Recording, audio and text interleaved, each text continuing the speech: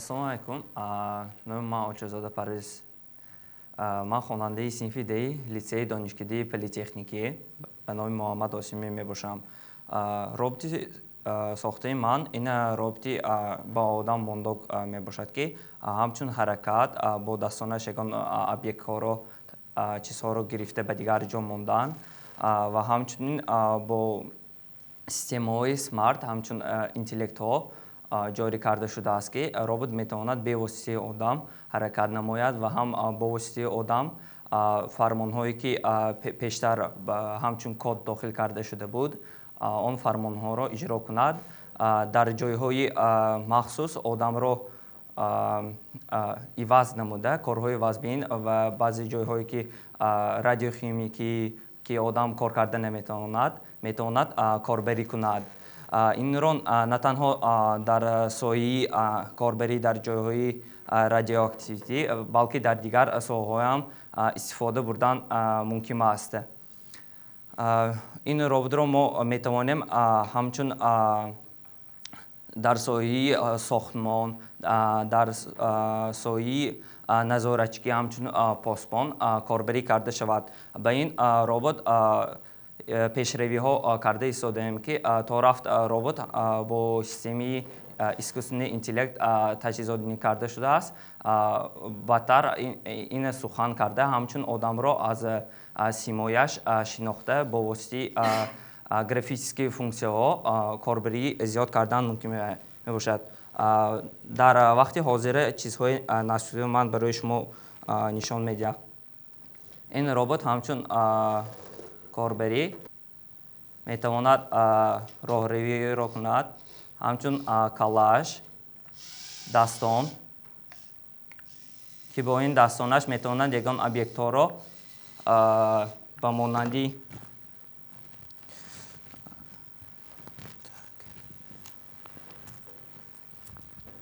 ашёҳои гуногун ба дасташ қабида ба дигар ҷо гузорад.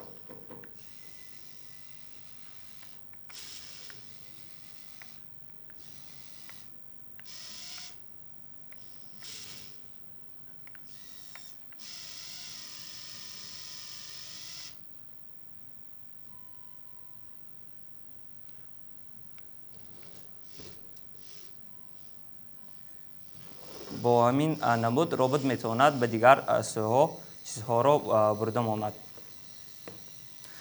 Боз якчанд дигар функсияҳоро нишон додани ҳастам, ки ин функсияҳои смарт, яъне робот метавонад курсҳои яъне дар ҳолати истодаашро фаҳмида бошад.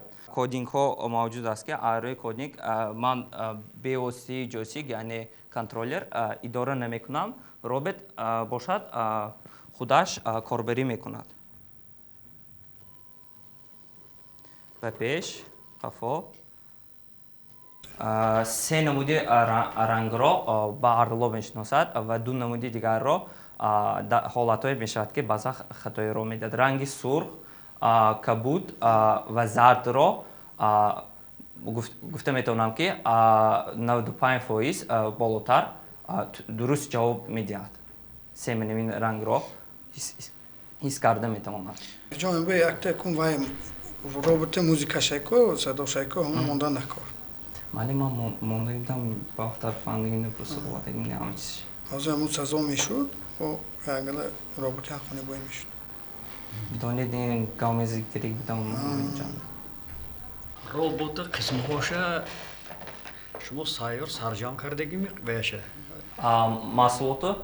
маҳсулоту баъзе онҳо дар 3D принтерҳо чоп карда шудагӣ, якчанд қисмҳои онҳо лазерни нарезка дорад, дигар қисмҳои онҳо аз ҳар ҷоҳо барои ҳамин аввал нақшаи инро кашида будам, барои нақшаашро буд кардан аз ҳар ҷоҳо сарҷам намудагӣ.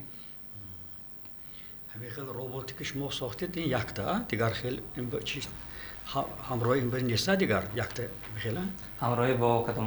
ҳамин хел боз айнан ҳамин бир ҳаст. пеш аз ин якчанд проектҳои дигар ҳам доштам, ба монанди мошинча ва крени борбардоре ки борбардор буд ва лунаходҳое ҳам мавҷуд буд. ин қариб ки сеюмин проекти ман мебошад дар соҳаи робототехника.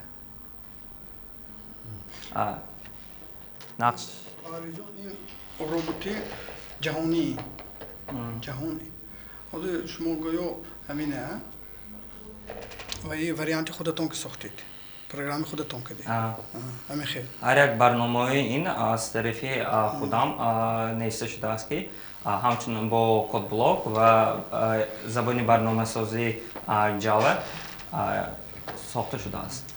خب حاضر معلم گفتن ربات جهانی گفتن همین خیلی ربات ها بودن بسیار ساختگی بچه یونی تکنیک میگم ساختگی فقط حاضر گذاشتید که برنامه‌ش من خودم ساختم گذاشتید حاضر منیم در آینده چقدر همین اگر همین ربات جاری کردین باشید جاری باشید این کدام نمود که جاری کنید اگر همین نمود باشد اگر حاضر من بعضی گفتیم که نرسیدنی برق شدت برق مثال با دیگر نمودها کم بودی و شاسه اون وقت این همین چیزا گفتگی باشد یا یک چیز ولی گفتگی نباشد و قطع شود اگر یکون خیلی صدمه روی نمیتید این آخران نمود نیست است این یعنی قدم هایی که به مقصدی اساسی من رفتن می باشد مقصدی اساسی من مقصد گذاشتم که در حیات خود تونم که تو رابطه شد که همچون آدم از آدم